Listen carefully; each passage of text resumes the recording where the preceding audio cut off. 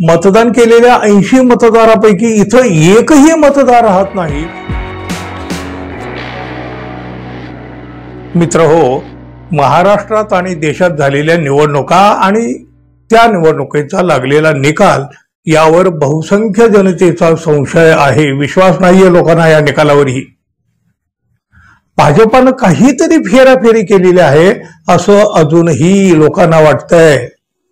त्यात राहुल गांधी यांनी 6 महिने ढीगभर कागदांचा 7 फूट उंचीचा एवढा ढीग एवढ्या कागदांचा अभ्यास करून एक मोठा घोटाळा, खरं तर याला आपण कथित घोटाळा म्हणूया हवं तर, पण खूप काही जनतेसमोर ठेवला आहे राहुल गांधी यांनी।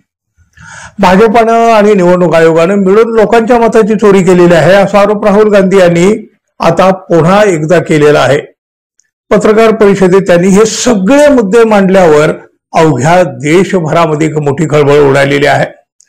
भाजपा मात्र निवडणूक आयोगाचं समर्थन करीत आहे, अर्थात ते अपेक्षित आहे। याआधी देखील त्यांनी निवडणूक आयोगाचीच बाजू घेतलेली आहे। राहुल गांधी यांनी एवढं अभ्यासपूर्ण आणि पॉइंट टू पॉइंट सगळं काही दाखवून दिलं। त्यावर बघा, खरं तर निवडणूक आयोगाने लगेचच चौकशी करायला हवी होती, निवडणुकीची यंत्रणा लगेच सक्रिय व्हायला पाहिजे होती या आयोगाची। अहो, किमान तसं आश्वासन तरी द्यायला हवं होतं, पण ते तर त्यांनी काहीही केलं नाही त्याबाबत। उलट राहुल गांधी यांनाच निवडणूक आयोग म्हणतो तुम्ही प्रतिज्ञापत्र सादर करा।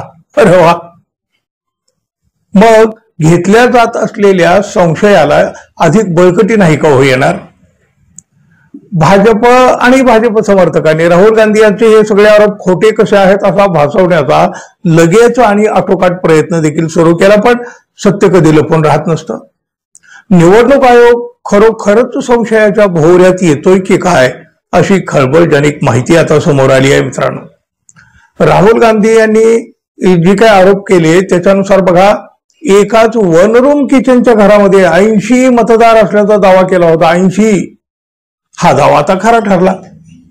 इंडियन टुडेच्या रिपोर्टरनं राहुल गांधींच्या या पत्रकार परिषदेनंतर त्या घराला भेट दिली। यावेळी पडताळणीमध्ये ही खोली एका भाजपच्या कार्यकर्त्याच्या नावावर असल्याचं उघड झालंय।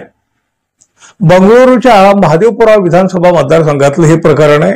या मतदारसंघामध्ये भाजपच्या उमेदवाराला तब्बल 1.25 लाख मतांचं लीड मिळालेलं होतं। हा विधानसभा मतदारसंघ बंगळुरू मध्य लोकसभा मतदारसंघामध्ये येतो। या मतदारसंघासह इतर 4 मतदारसंघात भाजपच्या उमेदवाराला काँग्रेसपेक्षा कमी लीड होतं, पण केवळ या एकमेव 5व्या मतदारसंघामध्ये मोठी लीड मिळाली, त्यामुळे भाजपचा खासदार तिथे निवडून आला। त्यामुळं या महादेवपुरा मतदारसंघात भाजपनं निवडणूक आयोगाच्या मदतीनं मतांची चोरी केली असा आरोप राहुल गांधी यांनी केला। एक किचन आणि एक छोटीशी खोली, हो, एवढ्या लहानशा घरात तब्बल 80 लोक कसे राहू शकतात? हा सुद्धा म्हणजे एक विचारात टाकणारा किंवा विचार करायला भाग पाडणारा प्रश्न नाही का? ज्यावेळी पत्रकारांनी हे घर शोधलं तेव्हा त्या घरामध्ये फक्त एकच माणूस आढळला, तोही अवघ्या 1 महिन्यापूर्वी भाड्यानं राहायला आलेला। त्यानं घराच्या मालकाचं नाव जयराम रेड्डी असल्याचं सांगितलं। पत्रकारांनी या जयराम रेड्डी यांना फोन लावला तेव्हा त्यांनी आपण भाजपचा कार्यकर्ता असल्याचं सुरुवातीला मोठ्या कौतुकानं अभिमानानं मान्य केलं, पण एकंदर प्रकरण लक्षात येताच त्यांनी नंतर घुमजाव सुद्धा केलं। ही खोली आपण गेल्या 10 वर्षापासून भाड्यानं देत आहोत अशी माहिती त्यांनी दिली, म्हणजे जयराम रेड्डी यानं, घराचे मालक।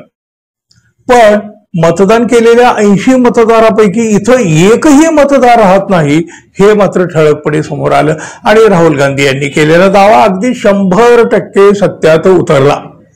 आणि निवडणूक आयोग मात्र अजूनही म्हणतोय या आरोपासंदर्भात प्रतिज्ञापत्र सादर करा। धन्य ती निवडणूक, धन्य तो निवडणूक आयोग आणि धन्य धन्य लोकशाही।